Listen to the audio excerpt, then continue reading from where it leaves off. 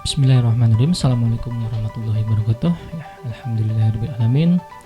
Puji dan syukur marilah kita panjatkan kehadiran Ilahi Robi, karena pada misalnya pada kesempatan kali ini kita bisa bertemu lagi di mata kuliah manajemen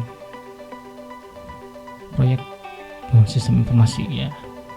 Alhamdulillah sekarang kita udah di pertemuan yang ke-14 melalui video daring ini. Semoga pertemuan pembahasan teori terakhir ini rekan-rekan semua bisa mendapatkan pengetahuan yang memang bisa bermanfaat nantinya bagi rekan-rekan semua, terutama yang bagi rekan-rekan yang mendalami pengetahuan di bidang sistem informasi ya. Pada pertemuan kali ini ya, kita akan membahas tentang manajemen resiko proyek ya. Ini jadi kenapa di manajemen proyek sistem informasi pun ada yang namanya manajemen risiko. Di sini nanti Anda juga bisa istilahnya memperkirakan lah risiko yang muncul ketika mengelola sebuah proyek itu apa saja ya. Akan Anda kira-kira dapatkan suatu saat nanti.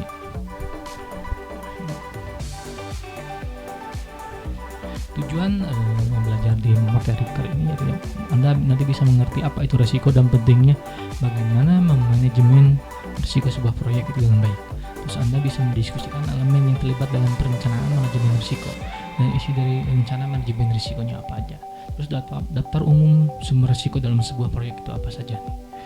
Nah ini kita juga akan belajar tentang mengidentifikasi risiko, peralatannya, teknik untuk membantu mengidentifikasi risiko proyek itu apa aja, output utama dari identifikasi proyek itu apa, risiko proyek itu apa, terus mendiskusikan proses analisa risiko kualitatif dan menjelaskan bagaimana menghitung faktor risiko, menciptakan probabilitas, dampak matrik, menerapkan top 10 risk dalam risikonya, terus dan nanti penilaian ahli untuk menggunakan peningkatan risiko seperti apa yang akan belajar.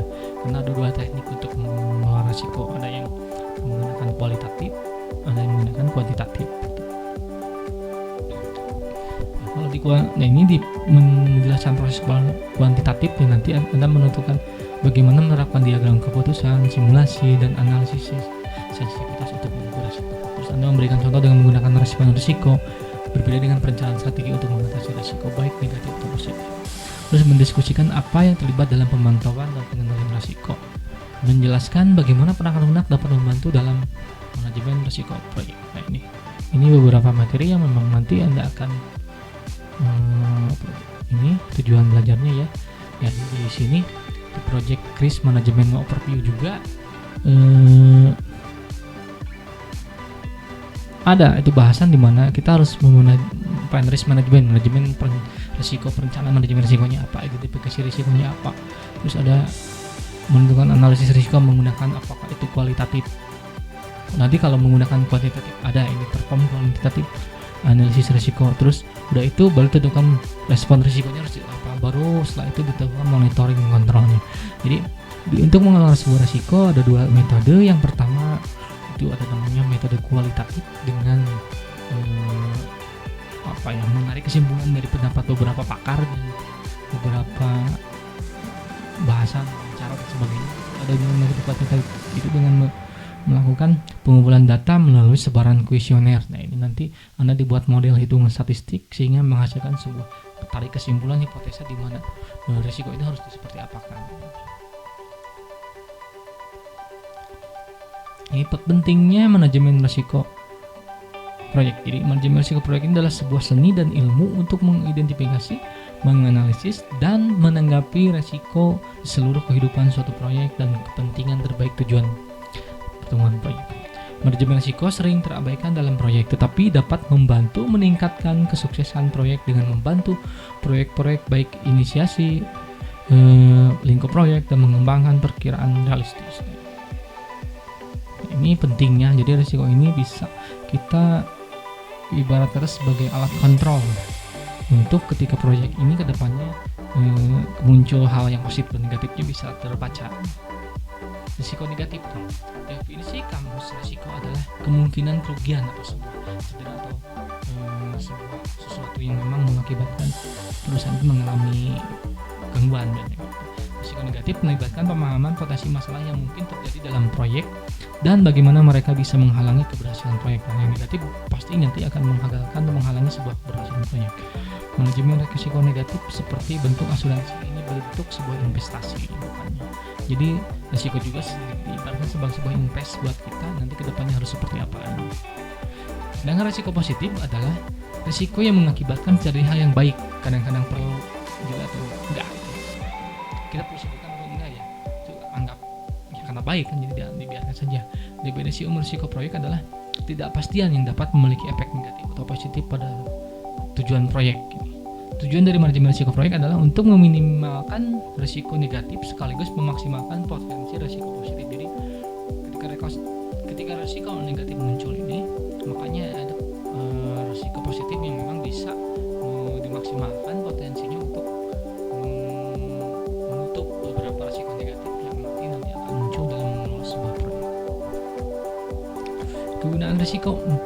Kegunaan risiko atau toleransi risiko adalah jumlah kepuasan atau kesenangan yang diterima dari hasil potensial.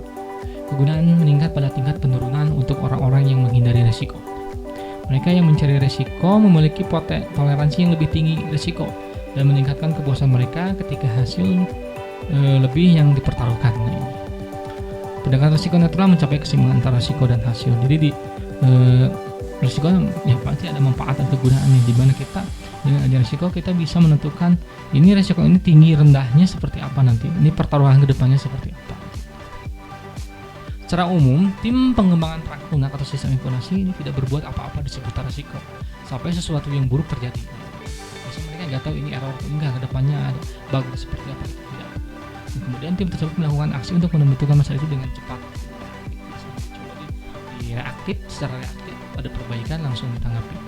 Memikirkan risiko sebelum kerja teknis diawali, risiko potensial diidentifikasi, dilakukan probabilitas dan pengaruh proyek diperkirakan dan diproseskan menurut kepentingan. Proaktif sifatnya. Yang kedua reaktif maksudnya kita reaktif dari pengembangan pengembang maksudnya developer itu yang memperbaiki, tidak ini langsung diperbaiki. Tapi kalau mereka tidak diketahui biasanya sebuah tahapan yang proaktif ini.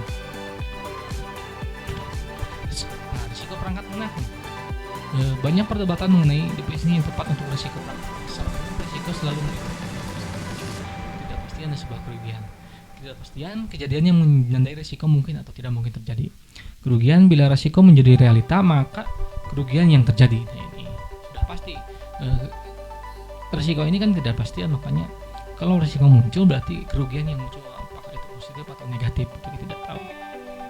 Proses manajemen risiko proyek ini, yang pertama itu ada yang namanya perencanaan manajemen risiko. Jadi di dalam yang pertama yang kita lakukan yaitu melakukan perencanaan. Ini menentukan cara pendekatan rencana kegiatan manajemen risiko untuk proyek tersebut.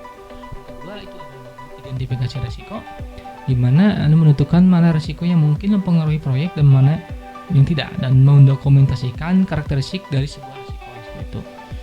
Tiga, ada analisis risiko kualitatif. Nah ini kalau pakai kualitatif ya, jadi memperkirakan risiko berdasarkan probabilitas kemungkinan muncul dan dampak dari kejadian dari sebuah risiko itu.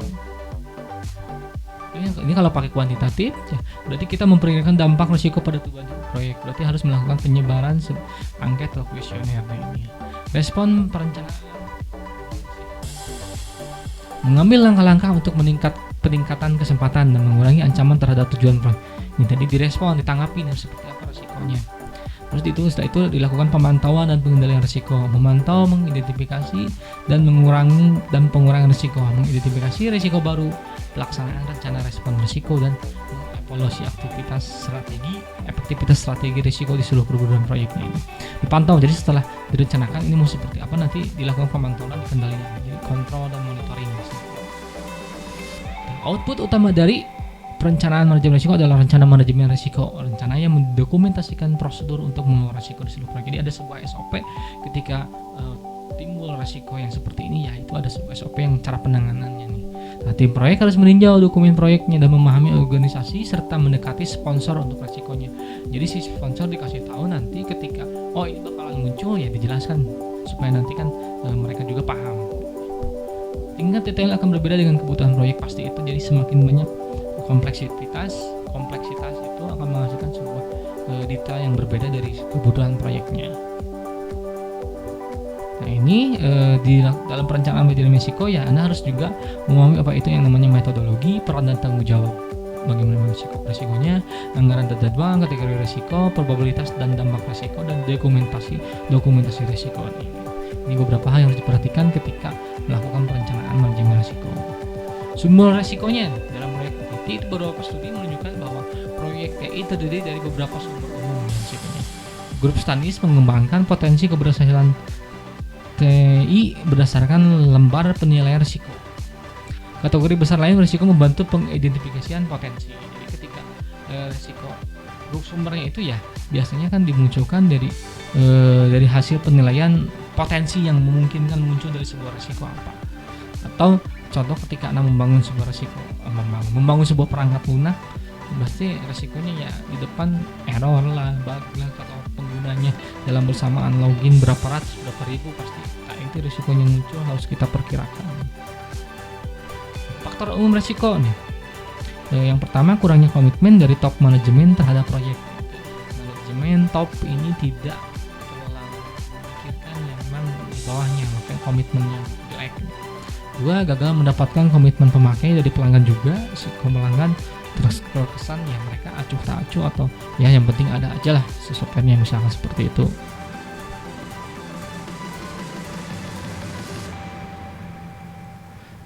Tiga, kesalahpahaman pengertian dalam kebutuhan proyek nih. Jadi kebutuhan proyek ini harus jelas nanti supaya nanti ada keseragaman pemahaman di antara manajemen, pemakai dan developer nih.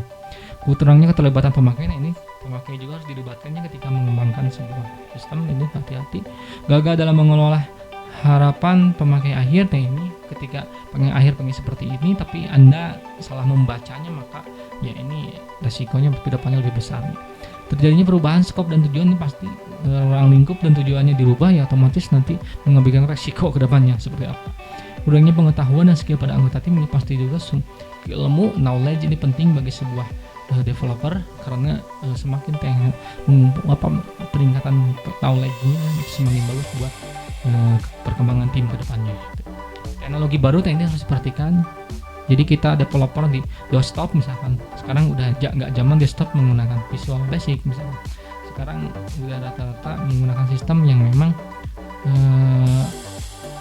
yang berbasis web base, tapi dia juga versi desktopnya bisa, yaitu Anda harus menguasai Android apalagi iOS mobile yang seperti itu harus semakin ditingkatkan. Database lah, pemahaman di sisi database juga, server selain MySQL kan itu yang gratisan ya, kita harus menguasai teknologi baru. Misalkan di SQL yang versi terbaru bisa seperti apa ya, kita mau pakai itu atau Oracle misalkan, teknologi itu harus dikuasai oleh si developer. Kurangnya staff atau tidak cukup. Nah ini pengembang sistemnya terbatas orangnya itu aja, makanya kan banyak yang double job. Terus konflik akan kepentingan. Nah ini yang paling riskan biasanya. Si pimpinan atau orang itu terlibat itu memiliki kepentingan tersendiri sehingga proyek malah menjadi mandek. Nah, kategori risiko ada risiko pasar, risiko keuangan, risiko teknologi, risiko di orang, dan struktur proses risikonya. Nah ini struktur rincian risiko nih. Struktur risiko adalah hierarki kategori potensi risiko untuk sebuah proyek. Mirip dengan struktur gangguan bekerja tetapi digunakan untuk mengidentifikasi dan mengkategorikan risiko. Nah ini contoh struktur rincian risiko IT project. Sisi bisnis, technical, organizational, dan project management. Sisi bisnis, risiko itu yang pertama ada di kompetitor. Kompetitor kita lah, lawan kita siapa, supplier ini bagus enggak nih supplier yang mendistribusikan produk kita. Terus cash flow, sisi keuangannya diperhatikan. Technical, sisi teknik, hardware, softwarenya, dan network jaringan ini harus kita perhatikan juga. Sisi organisasi, executive support, dukungan dari pimpinan, para eksekutif, dukungan dari user support, dukungan dari para user pengguna, dan tim support tim sih harus saling mendukung supaya nanti lebih dimakan. Terus project management, di sisi project management ada estimasi biayanya, estimasi pengerjaan proyeknya, ada penjadwalan, sisi komunikasi antara tiap anggota, dan sumber dayanya, resource-nya yang harus kita dipakai itu harus diperhatikan. Ini struktur rincian dari risiko yang memang kemungkinan muncul dari sebuah pengelolaan proyek ini digambarkan dalam sebuah struktur seperti ini. Identifikasi risiko ini adalah proses memahami potensi atau peristiwa yang mungkin menurunkan atau meningkatkan suatu proyek tertentu. Alat dan teknik ini meliputi brainstorming, teknik Delphi, wawancara atau analisis SWOT. Ini teknik-tekniknya banyak. Anda mau pakai yang mana sih? Brainstorming adalah sebuah teknik di mana kelompok usaha untuk menghasilkan ide atau mencari jalur keluar untuk masalah tertentu dengan mengumpulkan tanpa menghakimi. Seorang fasilitator yang berpengalaman harus menjalankan sesi brainstorming ini harus. Berhati-hatilah untuk tidak berlebihan dalam penyalahgunaan brainstorming. Literatur psikologi menunjukkan bahwa individu menghasilkan lebih banyak gagasan berkarya sendiri daripada yang mereka lakukan melalui brainstorming atau kelompok tetap muka kelompok kecil. Grup efek saling menghambat ide integrasi karena kan semakin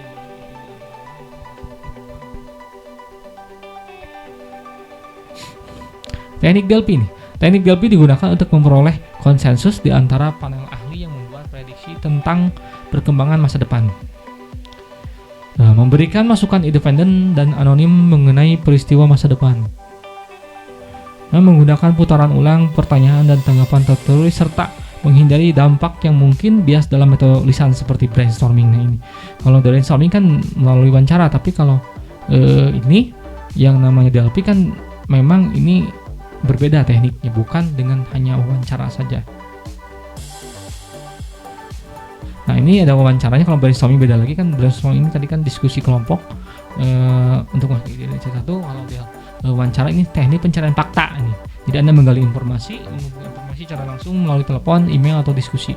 Ini mewawancarai orang dengan pengalaman proyek yang serupa merupakan perangkat yang penting untuk mengidentifikasi potensi risikonya. Anda bertanya kepada orang yang memang pernah mengerjakan proyek itu atau orang yang terlibat di proyek itu di organisasi yang kita teliti misalnya. Bangun sistemnya, berarti dia kan udah paham. Nah itu harus diajak kerjasama. Analisis SWOT nih, analisis SWOT, strength, weakness, opportunity and threat. Jadi kekuatan, kelemahan, peluang dan ancaman juga dapat digunakan dalam proses selama identifikasi risiko. Ini membantu mengidentifikasi risiko baik itu negatif atau positif yang luas yang berlaku bagi proyek pengerjaan kita. SWOT ini pentingnya. Jadi SWOT ini bukan hanya dalam proses bisnis aja, tapi dalam mengelola sebuah proyek pun SWOT ini perlu digunakan oleh kita. Daftar risiko nih. Daftar risiko. Output utama dari proses identifikasi risiko adalah daftar risiko yang teridentifikasi dan informasi lainnya yang diperlukan untuk memulai membuat isian risiko. Sebuah isian risiko, sebuah dokumen yang berisi hasil berbagai proses manajemen risiko dan yang sering ditampilkan dalam sebuah tabel atau format spreadsheet dalam bentuk tabel. Sebuah tool untuk mendokumentasikan peristiwa, potensi risiko dan informasi.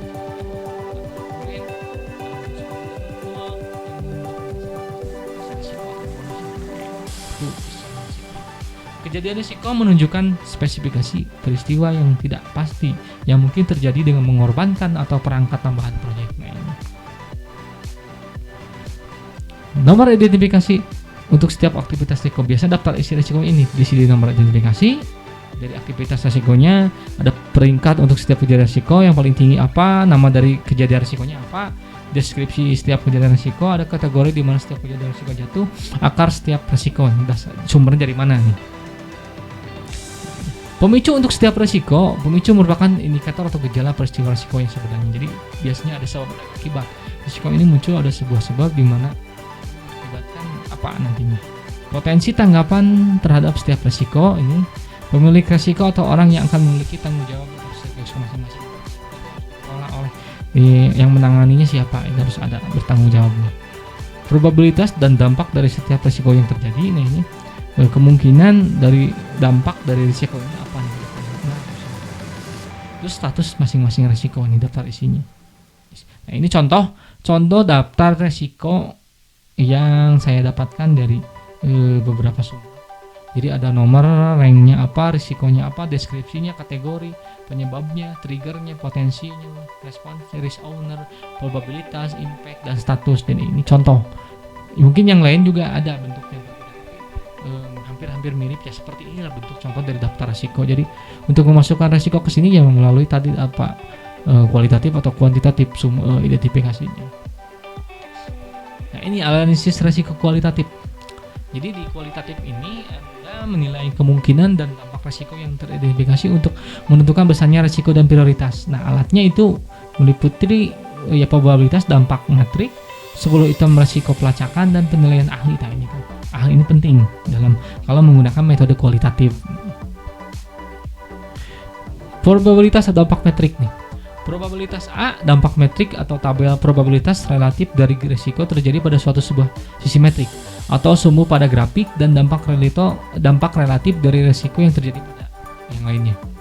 Daftar risiko dan kemudian label masing-masing ini ada yang tinggi, sedang, rendah, dan ini menjelaskan hal kemungkinan munculnya terjadi sebuah risiko itu. Probabilitas ini kemungkinan muncul sebuah risiko tinggi, sedang, atau rendah. Dapat juga menghitung faktor risiko nih, angka yang mewakili keseluruhan risiko peristiwa khusus berdasarkan probabilitas menjadikan terjadinya kemungkinan risiko. Nah, konsekuensi untuk proyek jika mereka terjadi harus diperhatikan. Ini contoh probabilitas dampak metrik.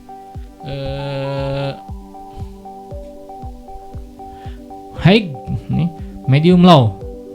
Probabilitas kemungkinannya tinggi, rendah, atau sedang. Terus impactnya, akibatnya low, medium, atau high. Ini ada kan kalau low dengan medium apa, low dengan apa, ini contoh. Ada yang low, very low, medium, high, very high, ada seperti itu kan.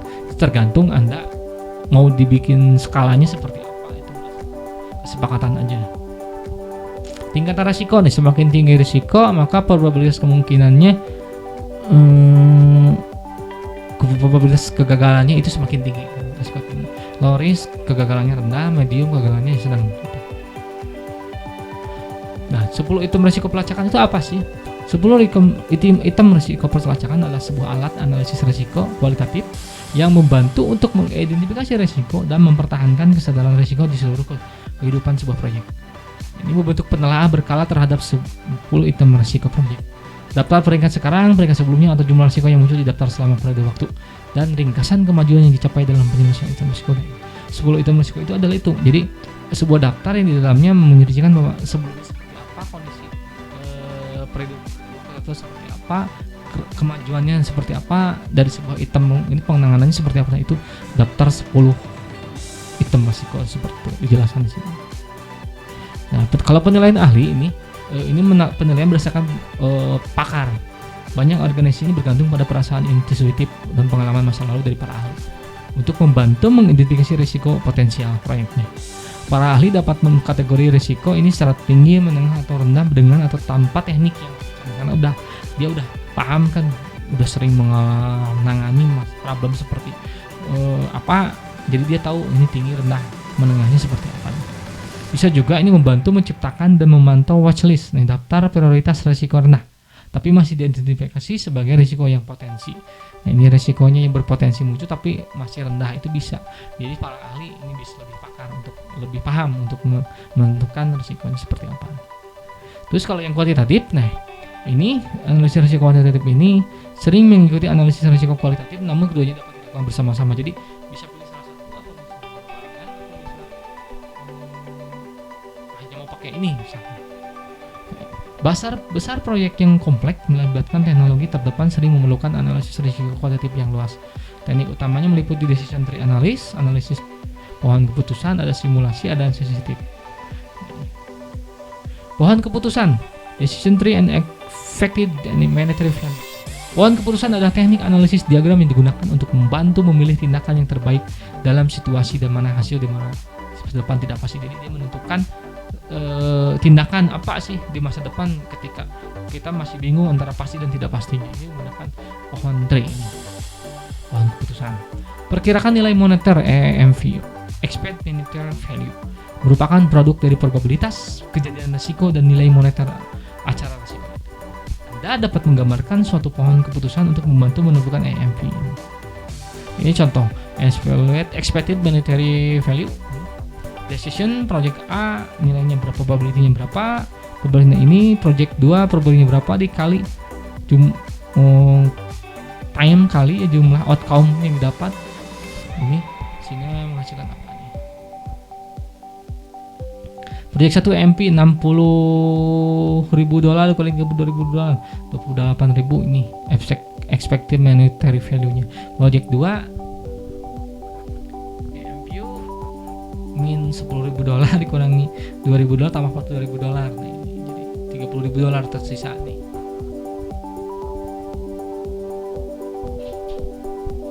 Ya ini contoh perhitungan EMPU expected monetary value.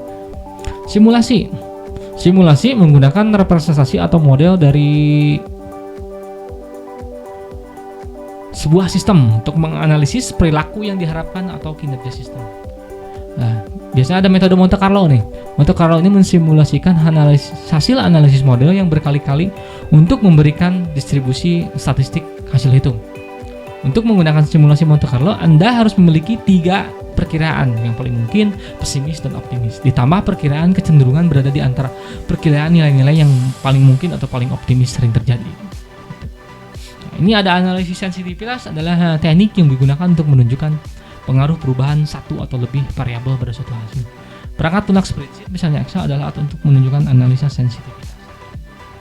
Ini kan kuesioner sebaran analisis sensitivitas. Karena kan kita menyebarkan ini tinggi rendah muncul berdasarkan kuesioner yang kita sebar. Contoh ini kan ini secara price unit $12, manufacturing cost unit $8, fixed monthly expense $25.000, break even point unit sold 6.250, barangnya revenue at break even point $75.000. Nanti dihitung sebenarnya ada unit soldnya berapa, revenue nya berapa, dan expense berapa. Ini contoh analisis sensitivitas, jadi grafik berdasarkan Excel spreadsheet. Perencanaan respon risikonya setelah dihitung tadi analisis. Anda respon risikonya seperti apa setelah mengidentifikasi dan mengukur risikonya? Anda harus menentukan cara menanggapi risikonya. 4 strategi utama ya untuk menanggapi respon risiko negatif: dihindari risikonya, diterima, dipindahkan atau dimitigasi. Nah, ini strateginya. Strategi mitigasi risiko umum untuk teknis, biaya, dan jadwal risiko. Kalau yang technical risiko ini contohkan ini emphasis team support dan avoid standalone project structure, increase project manager authority, improve problem handling and communication, increase the frequency of project monitoring, use WBS dan CPM. Nah, ini risiko teknis. Kalau risiko cost, tingkatkan frekuensi project monitoring, use WBS, CPM, improve communication project content. Ini contoh schedule list, increase the frekuensi dan sebagainya. Jadi ini strategi mitigasinya, risiko umum, teknis dan apa. Jadi kalau yang teknis sifatnya ini dari sisi biaya harus seperti apa, dari sisi penjadwalan diperhatikan juga, dari sisi teknikal untuk peningkatan otoritas pengerja proyek juga diperhatikan biayanya seperti apa, penjadwalan risikonya seperti apa. Nah, ini contoh strategi mitigasi risiko umum atau teknis. Ini muncul dari tadi yang high low itu, kemungkinan berapa nanti ditentukan, wah ini nih risikonya. Strategi respon untuk risiko yang positif. Anda bisa mengeksploitasi, bisa berbagi, bisa menambahkan, bisa menerima. Nah, terus ada residual dan secondary risk. Ini juga penting untuk mengidentifikasi sisa dari risiko sekunder. Sisa risiko yang tetap setelah semua strategi respon dirasakan. Risiko sekunder akibat langsung dari pelaksanaan. Ada risiko yang muncul ketika ini ditangani, ini makanya akan memunculkan risiko sekunder. Ada yang seperti penanganannya seperti apa ya, langsung aja ditangani. Ini pemantauan dan pengendalian risiko, monitoring dan controlling risiko. Nah, melaksanakan proses manajemen risiko untuk menanggapi peristiwa risiko. Walk around merupakan respon terencana untuk kejadian risiko yang harus dilakukan jika tidak ada rencana darurat. Output utama pemantauan dan pengendalian risiko: meminta perubahan, fitur tindakan korektif dan pencegahan, update pada daftar risiko, rencana manajemen proyek dan proyek, proses organisasi dan aset. Nah, ini harus diperhatikan ya. Jadi ketika melakukan pengendalian risiko, ketika ada perubahan atau fitur ditambahkan di tindakan pencegahan, koreksi, ini seperti apa, Anda harus benar-benar memperhatikan semua ketika melakukan pemantauan dan pengendalian risiko ini, karena kan dicatat semua dalam sebuah spreadsheet tadi.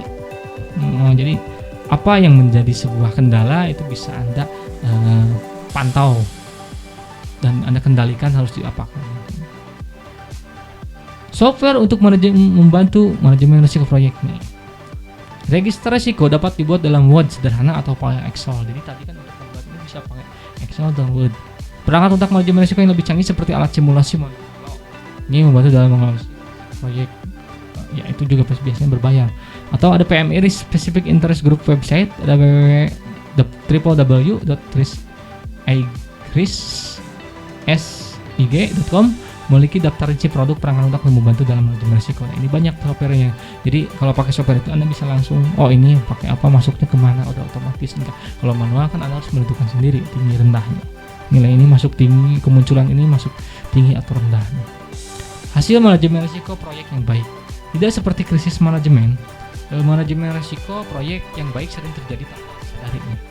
Proyek yang berjalan tampaknya hampir mudah, tapi banyak pekerjaan yang masuk ke dalam proyek berjalan dengan baik.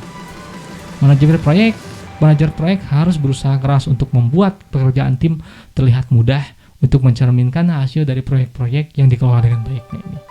Jadi seorang manajer ini penting dalam mengelola manajemen risiko karena dia adalah orang yang bertanggung jawab, berusaha keras untuk membuat pekerjaan itu lebih baik. Jadi manajemen proyek ini harus paham terkait apa situasi kondisi kedepannya yang dia akan temukan dan dia akan istilahnya tangani. Nah, ini kemampuan seorang manajer ini yang paling penting. Kesimpulannya, dari materi yang dibahas sebelumnya ini bahwa dapat ditarik kesimpulan bahwa manajemen risiko proyek adalah sebuah seni atau ilmu yang digunakan untuk mengidentifikasi, menganalisis, dan menangani risiko di seluruh kehidupan proyek dan kepentingan terbaik untuk tujuan proyek itu. Prosesnya itu meliputi perencanaan manajemen risiko, identifikasi risiko, analisis risiko kualitatif atau analisis risiko kuantitatif, perencanaan respon risiko, dan pemantauan dan pengendalian risiko. Ini tahapan yang dilakukan dalam mengelola manajemen risiko sebuah proyek jikalau Anda suatu saat nanti harus melakukan risk management proyek atau memang ditunjuk oleh pimpinan Anda nih, oleh pihak apalah nanti ketika Anda memang terjun di sebuah pengembangan proyek sistem atau pengembangan apa, Anda harus melakukan manajemen risiko, ya Anda harus beberapa tahapan. Jadi sebenarnya yang materi manajemen risiko ini nanti akan ada lebih lengkap lagi di semester 6 manajemen risiko. Di mata kuliah manajemen risiko itu Anda akan belajar bagaimana mengelola risiko sebuah yang muncul di apapun itu, apakah itu di sebuah organisasi, di sebuah sistem, di sebuah apa itu namanya pengelolaan proyek, pengembangan sistem. Anda akan bagaimana sih teknis-teknisnya. Di sana akan dibahas bagaimana mengelola, melakukan identifikasi dan sebagainya. Kalau pengen tahu ya Anda juga bisa searching nama saya di googlescholar.com. Banyak penelitian yang saya bahas di bidang manajemen risiko atau analisis risiko ini. Tesis saya ngebahas tentang manajemen risiko menggunakan tertentu, terus jurnal juga sama banyak menggunakan analisis risiko menggunakan metode apa, itu banyak gitu. Silahkan kalau mau mempelajari manajemen risiko, itu contoh dari penelitian yang saya lakukan di selama ini. Ya, mungkin cukup sekian aja penjelasan dari saya. Mohon maaf apabila dalam penjelasan terlalu cepat atau memang terkadang pemahamannya hanya sisi saya, mungkin Anda agak sulit memahami, tapi saya pikir itu lebih bagus buat Anda mencari materi yang lain juga sebagai komparasi dengan materi yang saya jelaskan. Ya, sampai ketemu di UAS. Terima kasih. Jangan lupa like dan subscribe video di YouTube saya. Sampai ketemu minggu depan. Assalamualaikum warahmatullahi wabarakatuh.